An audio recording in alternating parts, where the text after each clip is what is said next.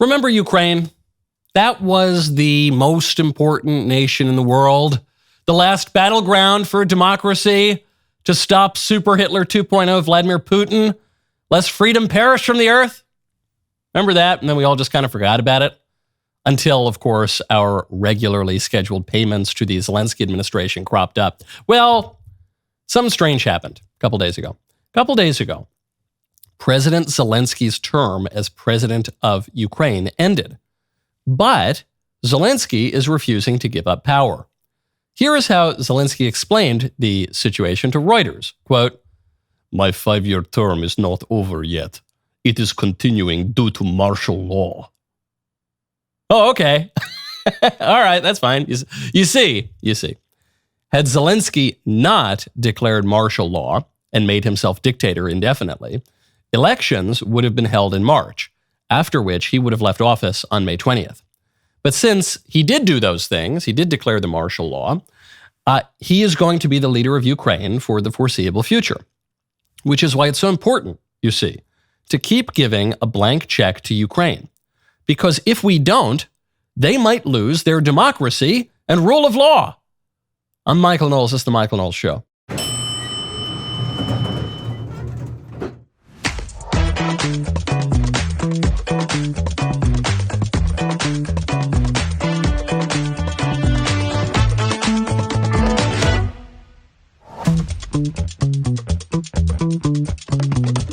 Welcome back to the show.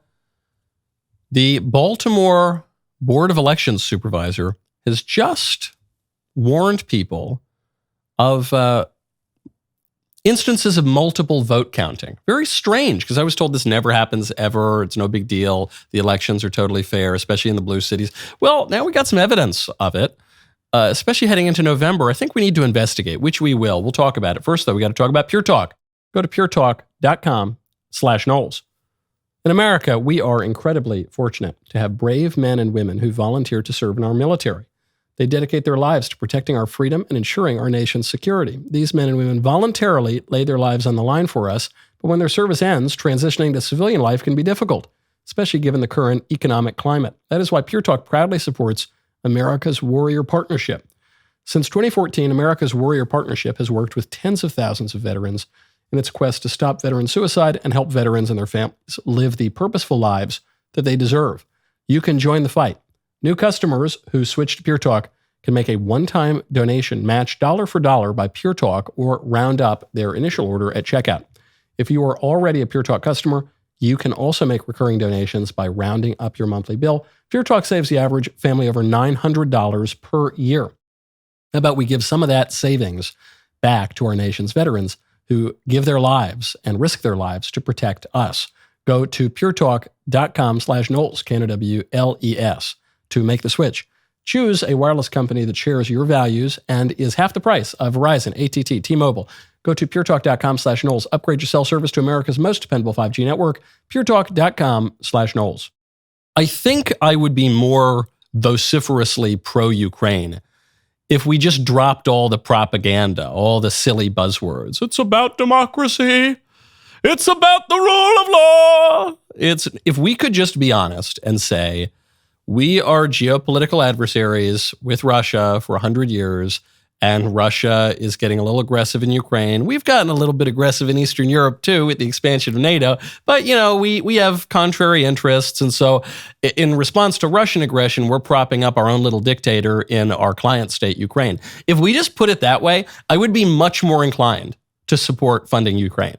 What drives me crazy is all of the nonsense propaganda, but this is the last stand for democracy. Hitler is about to invade Czechoslovakia and we need to stand firm. The powers of freedom. And no, he's our little dictator there. And there is no rule of law and there is no democracy. And Ukraine is one of the most corrupt countries in the civilized world and has been for a very long time. But they're our corrupt little country. and we're using them as a way to counter Russia. And that's why we're sending them money. If they put it that way, I probably still wouldn't be in favor of the blank check to Ukraine, but at least I could understand it. At least it wouldn't be totally incoherent. The globalists, though, they're on the move. They are shaking things up a little bit, Biggest example in the last 24 hours, Klaus Schwab, the villainous James Bond villain-sounding head of the World Economic Forum, the man who promoted the Great Reset from his perch at the World Economic Forum. You will own nothing and be happy. Klaus has just announced that he will step down. Or he hasn't publicly announced it, but he has privately leaked that he will step down as the chairman of the World Economic Forum. According to a WEF spokesman, the forum will change its governance structure. As a result, Schwab will transition from executive chairman to chairman of the board of trustees by the start of next year. So he's not really giving up power totally, but he's probably going to be in a less active role within the WEF. What does this mean? Well, it's the end of an era, certainly. Schwab has been the head of the World Economic Forum since he founded the thing in the 70s. So, there is no World Economic Forum without Klaus Schwab. Whether or not the WEF can continue after he leaves remains to be seen. Most people have no idea what the World Economic Forum is. In fact, I've spent a lot of time studying the World Economic Forum, and I'm still not totally sure what it is.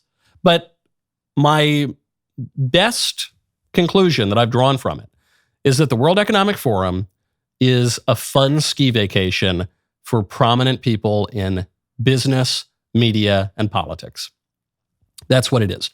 There are all sorts of theories about how the World Economic Forum is the shadowy cabal in the middle of Davos that is secretly running the entire world, and they subvert governments, and they undermine the will of various peoples, and they're pulling the marionette strings of all of our global leaders, many of whom have taken positions and little fellowships and little guest appearances with the World Economic Forum. I think that's all totally fake. It's not that the WEF is not dastardly. It's not that the WEF doesn't represent something very bad about our politics. But the people who really think that Klaus Schwab is running the world are people who are confusing the symbol for the thing that it symbolizes. Klaus Schwab, I don't think, really has all that much power. He throws a really great party in the Swiss Alps every year, and a lot of really rich, powerful people come, and they have fun, and they sip their hot cocoa, and they go skiing, and they hobnob, and they network, and they definitely cut some shady deals, and they conspire, and they collude, and they do all of that. But Klaus Schwab is not the reason that we live under a globalist, liberal political order. The real problems are just being represented by the WEF. But the WEF isn't driving the problems. The real problems are the privatization of everything that allows business leaders and the heads of NGOs to fill the roles that were traditionally held by the civil authority. And therefore to take power and sovereignty away from the people. The fact that Google effectively controls our public square, controls discourse in a republic where speech is how you're supposed to govern yourselves. The fact that Google, a private company, a sort of a private company, controls that's a big problem. The fetishization of free trade. I like trade. I like the fact that our GDP goes a little higher and we can all be a little richer. I like that. But not at the cost of losing your way of life, your traditions, and your national sovereignty. The fact that we have a fetishization of free trade means that there are going to have to be international, supranational institutions that govern those trade regimes, that are going to take political power away from the nations. The problem is the internet, the fact that the internet kind of flattened the whole world and eroded cultural and geographic boundaries. The fact that we have a Westphalian system. This goes back some centuries now. The fact that we have a system of world order that cracked up Christendom, what had previously been our civilization, gets cracked up, beginning really with the Protestant Revolution. No knock on the Protestants. It's just how it worked. You had a unified Europe, you had a unified Christendom, and then the wars of religion cracked that up a little bit. And then the negotiation to stop the wars of religion was expressed in the Treaty of Augsburg and the Peace of Westphalia, which said cuius regio eius religio, his reign, whose reign, his religion, which established a radical subjectivism, a radical relativism. which said there is no religious truth, there is no unifying moral reality for our civilization. It's just based on each little nation. Whatever your nation wants to do, that's totally fine. Don't yuck my yum. Well, if that's the case, then we forfeit any serious claims about truth, about human nature, about how countries ought to be run. The problem is liberalism. That's really what the problem is. And so the WEF is an expression of liberalism, political liberalism, not just modern liberalism, but classical liberalism, intermediate liberalism, future liberalism, all the liberalism.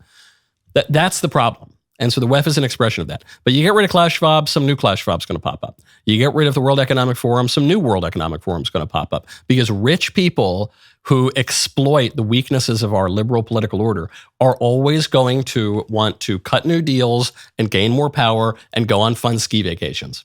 And that is just going to continue to happen whether Klaus is here or not. But people don't like that. People broadly do not like liberal globalism. Greatest piece of evidence of this recently, a new poll from Reuters and Ipsos, which shows that 61% of Americans support the mass deportation of illegal aliens. It's not that 61% say we need to secure our border. It's not even that 61% say we need to maybe restrict immigration broadly. 61% support loading up illegal aliens on planes, trains, and automobiles and shipping them out of the country, millions or tens of millions at a time. This poll surprised me because I often thought Americans' views on immigration were kind of like their views on Congress. Everyone hates Congress, but they love their congressman. Congress always has a very low approval rating, but individual members of Congress within their districts often have high approval ratings. And so if all of the individual members of Congress have high approval ratings, then effectively Congress has a high approval rating. I've assumed it was that way with illegal immigration. Everyone hates illegal immigration. We all know it's terribly wrong and unjust. But you like the illegal alien girl in your class from Ecuador. You like your babysitter who probably does not have a green card. You like the individuals in your life who are illegal aliens. So I'm still skeptical that once the planes, trains, and automobiles started rolling with the tens of millions of illegals out of the country, that Americans would support that. I don't think that would be a political winner. But if you ask Americans today, this is a big, big shift. They're saying, yeah, load them up.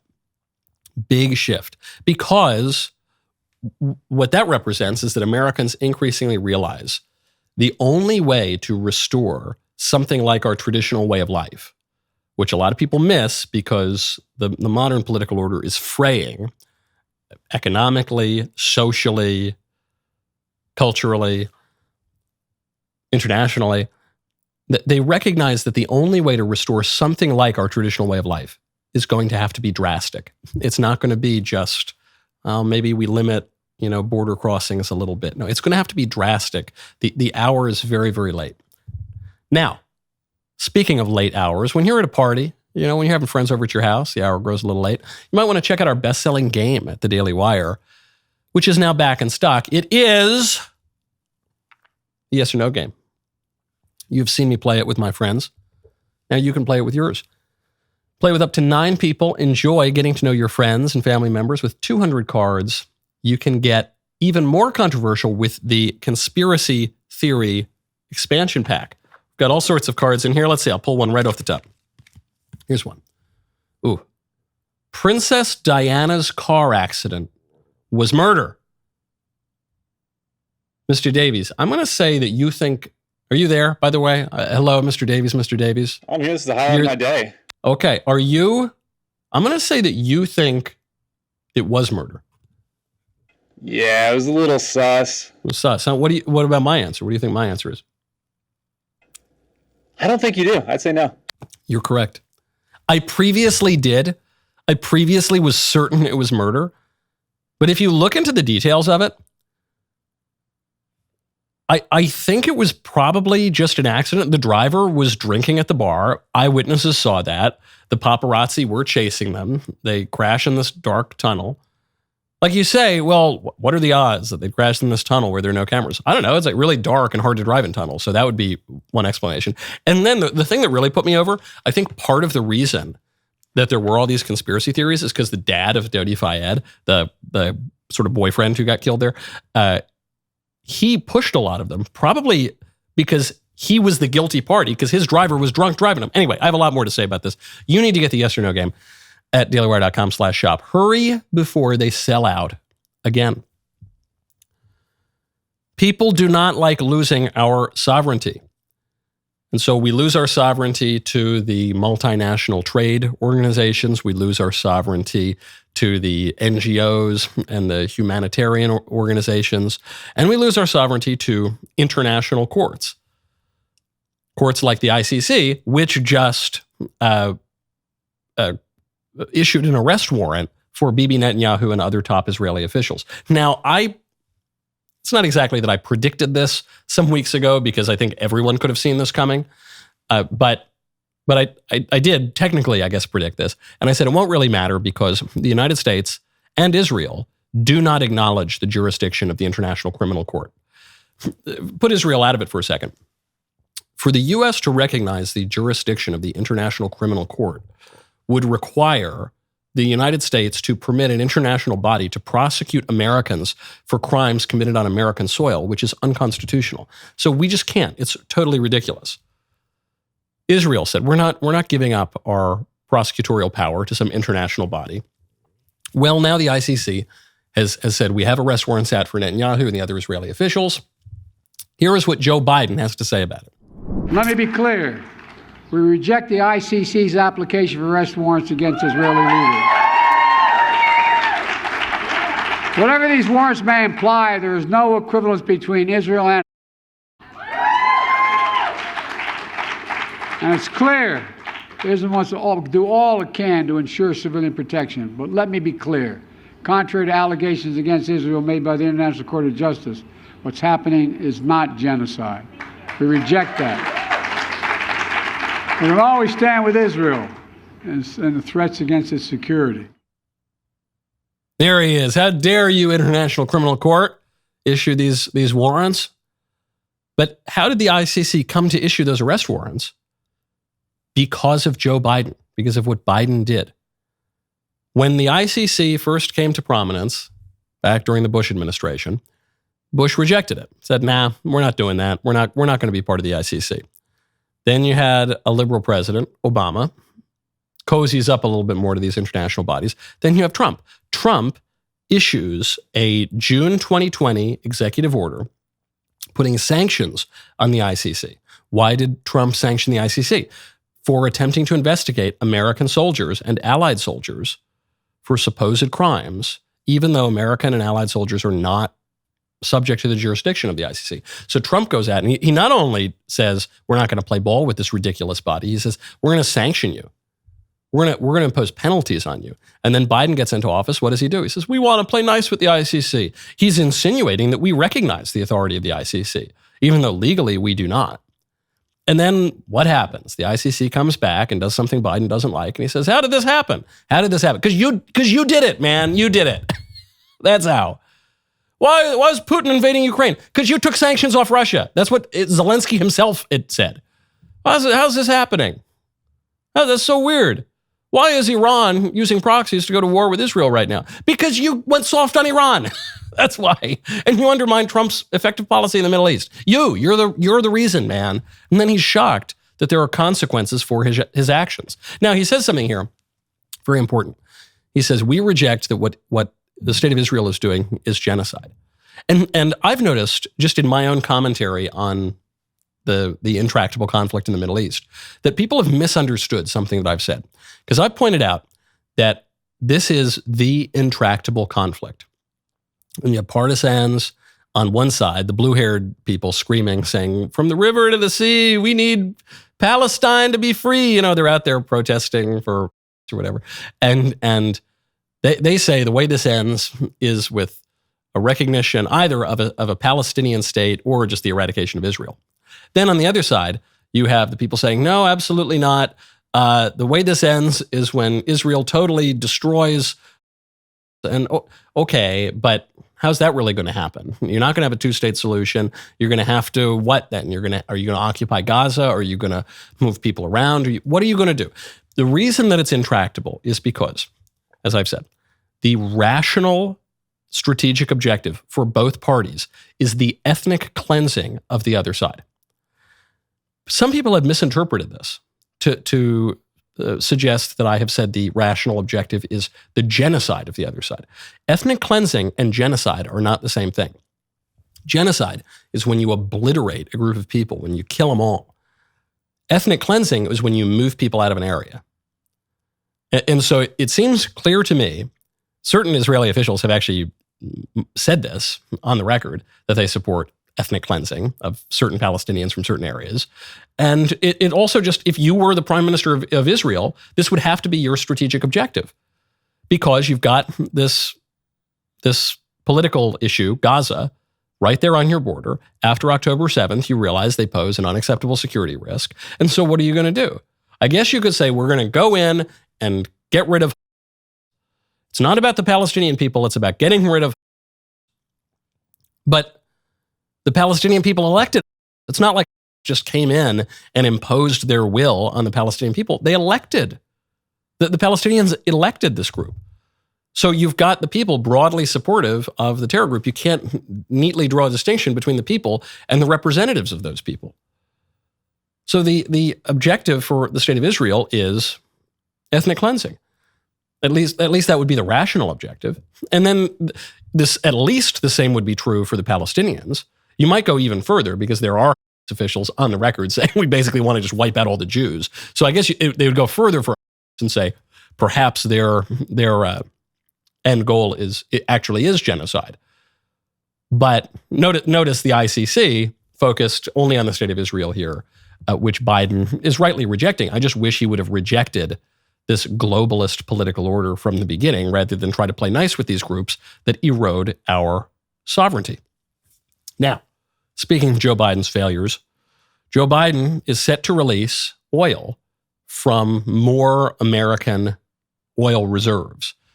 So Biden is set to release 1 million barrels of gasoline not from the Strategic Petroleum Reserve, but from a Northeast reserve that was established to reduce prices just ahead of the election. So we got the elections in 6 months? Coincidentally, Joe Biden says, okay, right now I'm going to start releasing oil from this Northeast reserve so that gas prices can come down, so that you don't totally throw me out of office. The Biden-Harris administration, says Energy Secretary Jennifer Granholm, is laser focused on lowering prices at the pump for American families, especially as drivers hit the road for the summer driving season. By strategically releasing this reserve in between Memorial Day and July 4th, we are ensuring sufficient supply flows to the tri-state and Northeast at a time hardworking Americans need it most. Okay, so great. I'm glad gas prices are going to go down a tiny little bit. Why don't you just drill for more oil? The Biden administration is really good at draining our reserves of oil, but they can't admit that we need the oil. So they can't greenlight more drilling of oil.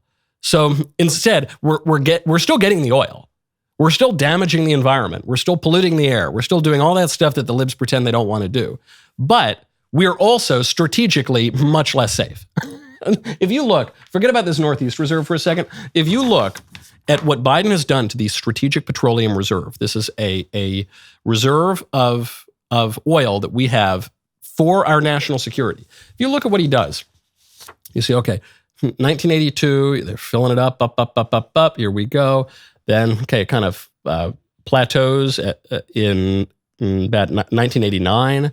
There we go. Then it spikes up a little bit again, really after 9/11. Plateaus, and then dips a little bit under Obama. And then 2022, Joe Biden just drains this thing because he wants to have his cake and eat it too. He wants contrary objectives. He wants more oil, but less oil at the same time. More oil for the purposes of gas prices, less oil for the purposes of appeasing the sun monster. And because his political views are incoherent, he ends up with the worst policy of all, which is keep up all the same pollution, but make us less safe at the same time. Not a good look. When you want to look good, you got to check out Genucel. Go to Genucel.com/Knowles. It is Genucel's 25-year anniversary. Right now, our listeners will get an extra 25% off their already fabulous prices, making this the biggest Genucel sale ever. Genucel is offering an extra 25% off in honor of their 25th anniversary. If you haven't tried Genucel, a great place to start is with their most popular package. This package features their Gen 90 serum, which instantly erases the wrinkles around your eyes, forehead, and mouth. It also includes their top-selling under-eye bags and puffiness serum, as well as their jawline treatment for a more contoured, defined jawline. Genucel is so confident in their product that they guarantee you will see results in less than 12 hours, or you'll get your money back. For a limited time, get an extra 25% off for Genucel's anniversary. The discount is automatically applied at checkout. Once it's gone, it's gone. Order yours right now. Get the Genucel jawline treatment for a more contoured, defined jawline. Visit Genucel.com/Knowles, Knowles, to sweeten the deal even more. You will also receive a free spa box and 2 bonus gifts, plus free shipping. Go to Genucel.com/Knowles. Now, enough about Biden.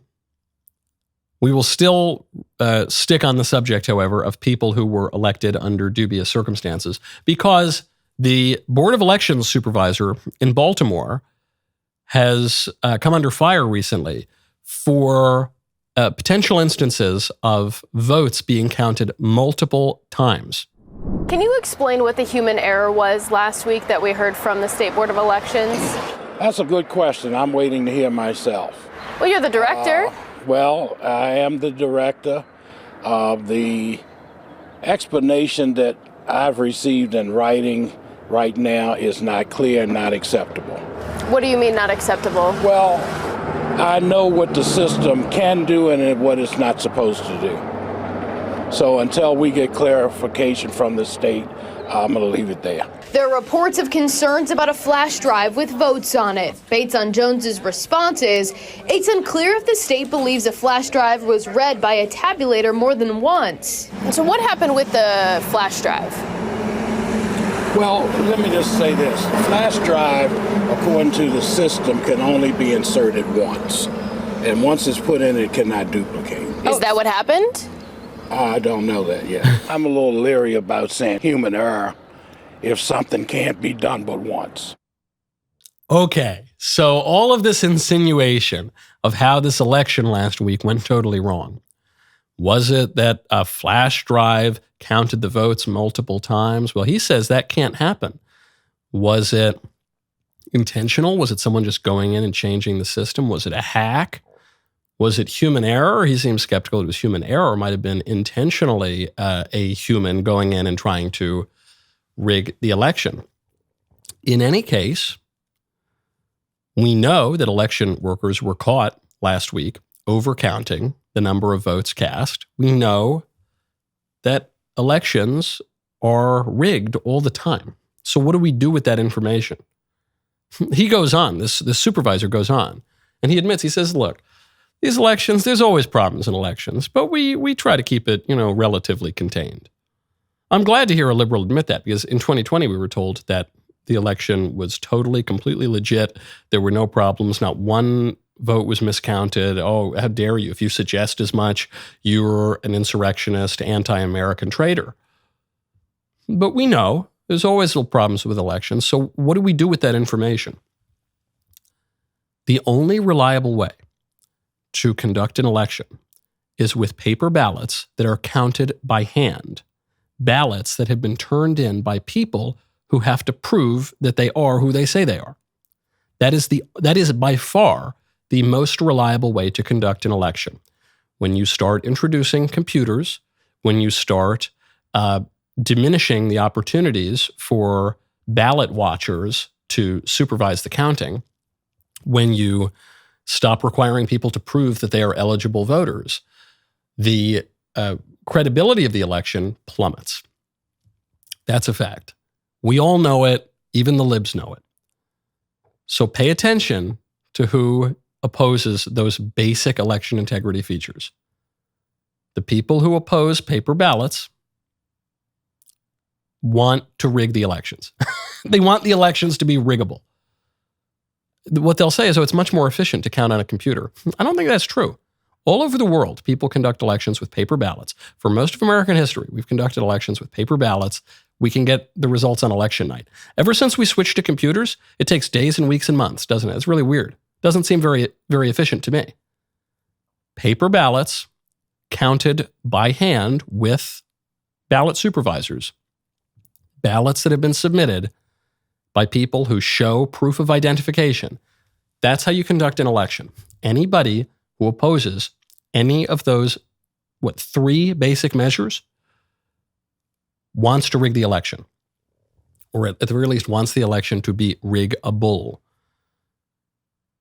What are we going to do? Now, speaking of people who were elected and affirmed and guided by the Holy Spirit, Pope Francis had that long interview. We covered a lot of it yesterday. There was one clip of the interview, though, that for some reason, maybe I just missed it when I watched the whole interview. Maybe it wasn't released at the same time, but it did start going viral a little bit yesterday. I do want to cover this as a little coda to the Pope Francis interview. He was asked if we would ever see female priests or deacons in the Catholic Church, priestesses or deaconesses. Here's his answer. For a little girl growing up Catholic today, will she ever have the opportunity to be a deacon and participate as a clergy member in the church? No. No. Any questions? Can we just play that one more time? I really like that. It's very blunt. This woman leading up. Now listen, Papa Francesco, come on. We're reasonable people here. Don't you think we need to have priestesses and bishopresses and poperesses and deaconesses in the church? What do you say, Holy Father? For a little girl growing up Catholic today, will she ever have the opportunity to be a deacon and participate as a clergy member in the church? No. No, of course not. What was her follow-up question? Pope Francis, for a little boy growing up in the Catholic Church, will he ever have an opportunity to be a nun? No. He also won't, because men and women are different. The Holy Father's answer here is just to say men and women are different. That's it. There have never been lady priests. In some breakaway sects over the past 50 years, there have been lady priests. It's preposterous. When the Anglicans started doing it, you had a lot of Anglican priests just say, okay, I'm done with this. And they left, and they entered the ordinariate, which was this way for Anglican priests to join the Catholic Church. Because they said, nah, priestesses, it's totally ridiculous. Totally ridiculous. There are plenty of roles for women in the Catholic Church. Sometimes the Catholic Church is pilloried for being too pro-woman. You know, we're quite fond of women, the great saints whom we venerate. Our Lady, we're certainly quite fond of Our Lady. But men and women are different, and the libs can't stand that. Some people have asked, with this woman's question, if you want to be a priestess, why not just join any of the many breakaway groups that have priestesses? Why not become Episcopalian? They have priestesses. Why not? I assume the Methodists do now. The Methodists have gone a little bit lavender. You know, they've gone a little bit rainbow. I assume they have, though. There are plenty of Christian denominations and groups that have priestesses. Why not join one of them? Because the desire, the demand that the Catholic Church do something which she cannot do, which is pretend that women can be priests. The demand is much less about becoming something as it is about destroying something. If these people want to become priestesses, they can join any number of denominations. But there's a real draw here to the Catholic Church. The Catholic Church, whether you are Catholic, whether you like the Catholic Church, whether you hate the Catholic Church, I think you have to admit it's kind of the OG. You know, Catholic Church, been around a long time. It is the dominant institution in our civilization. For better or worse, even if you really don't like the Catholic Church, it is the institution that has shaped our entire civilization. It is the only institution in our civilization that dates back to antiquity. And if you're a liberal, you got to get it. You got to destroy that institution. You have to. This is what so much of the liberal revolutionary politics has been about. It is not a coincidence that when the French Revolution took off, who did they go after the hardest? It was the church. When the Bolshevik Revolution took off in Russia, who did they go after? The church. In that case, the Eastern Church. When the communists tried to take over Spain, what did they do? They killed nuns, they killed priests, they attacked the church. Because the church is this institution that will not yield to the fashions of modernity and the exaltation of the self, the idolatry of the self that defines liberalism. The church will not permit it. And thus far, I think the track record has been pretty clear and pretty great about the gates of hell not prevailing against the church, despite all odds, despite the knavish imbecility with which the church has often been led at the human level. And so that's why. These people don't want to become Episcopalian priestesses or Methodist or whatever. They want to finally bring that dirty rotten, those Catholics, they've got to heel to liberalism. They have to. And the libs will not rest until that happens. But it's not going to happen. That's the problem for them. Now, speaking of celibacy, Julia Fox, do you remember her? She was Kanye West's girlfriend, I think, for a while. Julia Fox, and maybe she's an actress or a model or something like that. Julia Fox has just come out on some show and said that she is celibate. She is chaste, but she's taking it further. She says, because she's not married, she says, I'm celibate. I don't have sex in order to take back control in the wake of the Dobbs decision overruling Roe v. Wade. Julia, Rachel A. texted, what's your reasoning behind being celibate, and in what ways do you believe it has improved your life? Well, I just think nothing good comes from having sex, including children. No, I'm just kidding. But, I think with the overturning of Roe v. Wade and, our rights being stripped away from us, this is a way that I can take back the control. And it just sucks that it has to be in that way. But I just don't feel comfortable until things change. Wow. Do you have an end date to this? I honestly, it was like 6 months and it was a year, and then I'm like, oh my God, it's almost 2.5 years and it's still going, and I don't know. Do you it's miss gonna take it? a miracle. Do you miss it? In the beginning, yes, but I think Okay. it's just like getting over anything, smoking, drugs, whatever it may be. Eventually, you just forget, and then all that energy that you were putting toward sex, you can put it toward. Can I ask you a other personal things. question? Woo! Yeah, you go, girl. You go, girl. You show those conservatives who overruled Roe v. Wade. You show them. You take back control by behaving in the way that we would encourage you to behave. That is, woo! I'm not being facetious. Woo! I think it's great. Because very often culture is downstream of politics, and the law is a teacher. When you change laws, you change people's behavior. And there have been some squishes who have said, no, you can't change the law and then wait for the law to change people's behavior. That would, one, be tyrannical, or at least two, be totally ineffective, because you got to just base the laws on how people are already behaving. Nah, not necessarily. The law is a teacher. And so when you say, hey, if you have promiscuous sex, you won't be able to murder your child, then people are going to rationally conclude that if they don't want to have another child, they probably shouldn't have promiscuous sex, which is going to be good for her. Look, she seems happier than I've ever seen her in any interview or not that I'm a huge Julia Fox aficionado, but she seems actually relatively well balanced. She goes, yeah, I'm kind of doing me. I'm not having sex outside of marriage. I'm not fornicating. I'm just kind of, and it's good. I took back my power. And yes, you're right. You did. And you did that because conservatives changed a law. And then the law changed your behavior, and now everyone's happier. Babies aren't being murdered quite as much or in the same way. Unfortunately, we still have to work on that. And your behavior is better and more conducive to your own flourishing and to flourishing of society. Get ready for something special tonight. Join me, along with Ben Shapiro, Matt Walsh, Andrew Klavan, and Jeremy Boring. Backstage, 7 p.m. Eastern, 6 p.m. Central, streaming live and free on DailyWire Plus. We are taking you behind the scenes and beyond the headlines at the Daily Wire.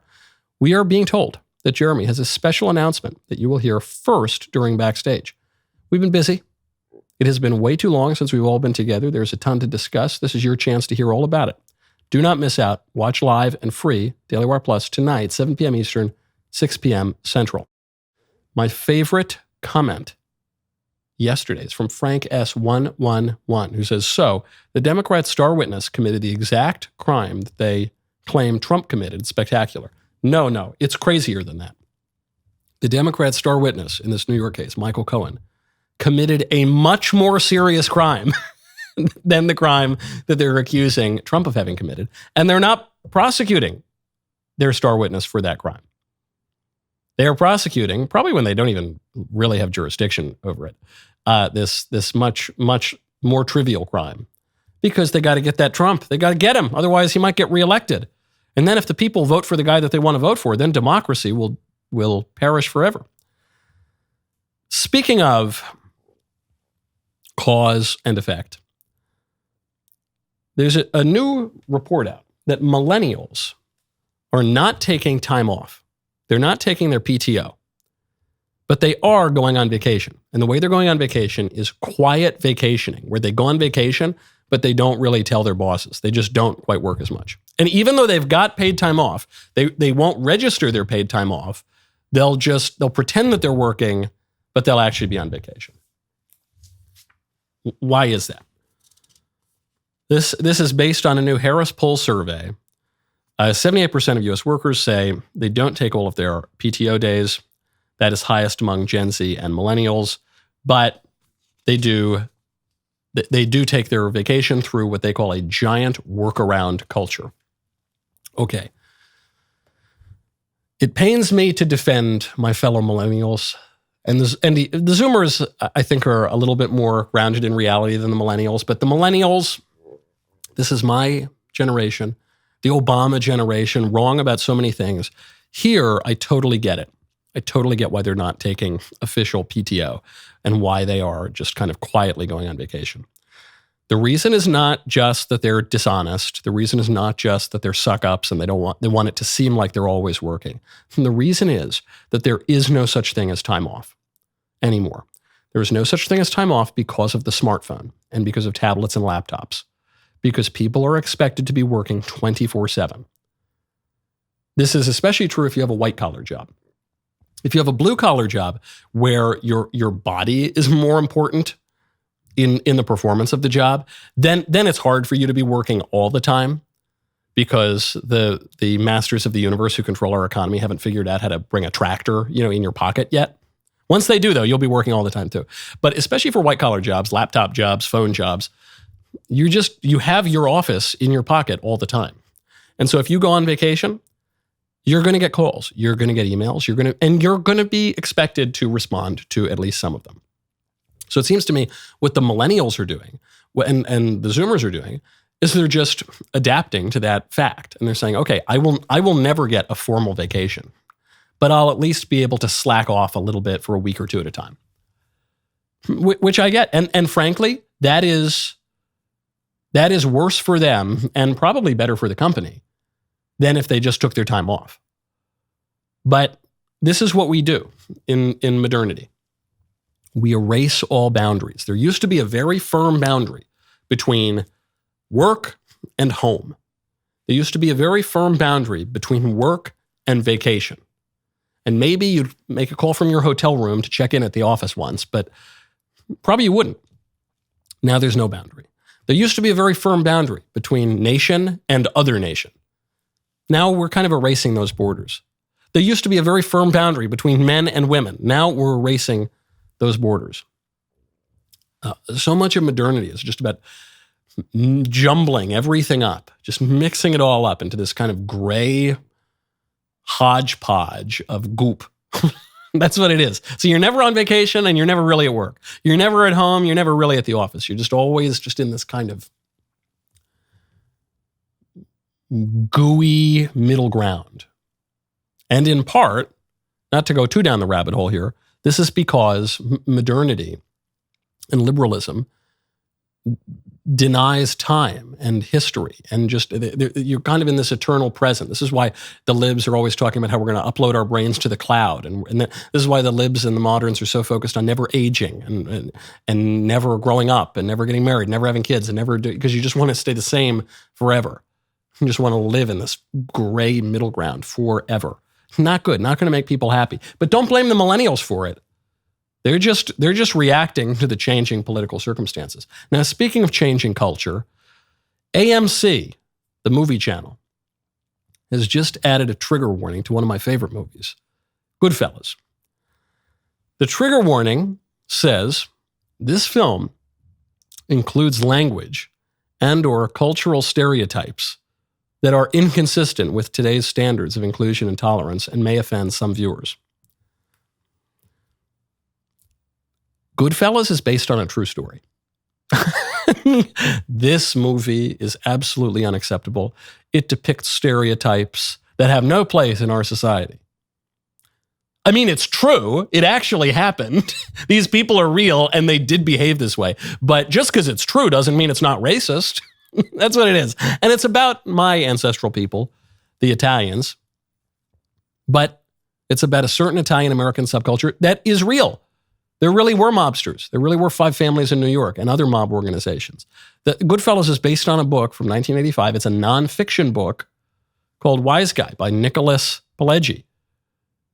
It's the story of Henry Hill, who's a real guy, who always wanted to be a gangster. This is very, very funny. This, to me, this trigger warning is very, very funny. Funny how, you might ask? Funny like I'm a clown, like I amuse you, like I make you laugh, like I'm here to amuse you? No, I'm funny. What's so funny about me, huh? You might be thinking that. I find it very, very funny. But it's the funniest part of it is that it's true. This is a stereotype. And such stereotypes are unacceptable in today's age, according to the cultural elites. And it's also true. Because all stereotypes are true. Maybe that's the line that finally gets me canceled.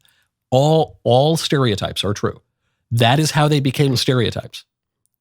Stereotypes do not necessarily apply to every single individual in a certain group, of course not, but it's a type. It's a type. It's not an individual descriptor. It's a type. And they're all true. That is how they obtain. That's how they gain cultural currency, because people recognize them to be true.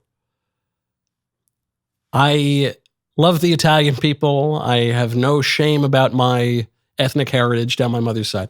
But, they did cultivate a certain subculture in America, and there was a little bit of crime associated with it, and it's true.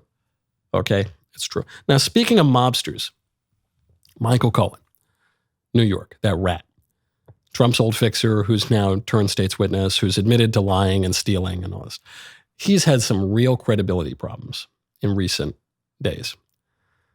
Certainly the fact that he's a liar, an admitted liar. But then what really shocked people in the headlines yesterday, 2 days ago, was that he admitted to stealing a lot of money. We don't even know the total amount of money that he stole from Trump in the transaction that is at the heart of the case. Michael Cohen's lawyer is now arguing that the fact that he's admitting to be a liar and a thief actually bolsters his credibility. All of this has been, again, part and parcel of Michael Cohen providing information, trying to be cooperative, meeting with the DA's office dozens of times as he testified to. And so I think all of this is very much in keeping with, the top line, and the takeaway here is that he has made his peace with his admittedly checkered past and has decided to turn his loyalties away from Mr. Trump and towards his family, his country, and to be cooperative and to be truthful as of the time he made that decision. And he was also truthful about the many lies and mistakes he's made along the way. That's good. I'm glad, Mr. Cohen, that you are finally admitting to some of your lies. That does not bolster your credibility. No, he's been very truthful about what a liar he is. Oh, okay. He's been a liar his whole life, but now he's being really truthful. Yeah. No, if Cohen is being truthful now, and I'm a little skeptical because he's a dirty rat, liar, cheat, thief, If he's being truthful now, good. That's very good for his individual soul. I still wouldn't elect the guy. I wouldn't have him babysit my kids. Okay, I wouldn't trust him as far as I can throw him. It's so good and admirable that he's telling the truth about being a liar. Yeah, maybe it is, personally. Politically, though, as a public matter, no. This means that your star witness has no credibility. The rest of the show continues now. We are going to be interviewing someone who is much more credible and dignified than Michael Cohen. You don't want to miss it. Become a member right now at DailyWire.com. Use code Knowles at checkout for 2 months free on all annual plans.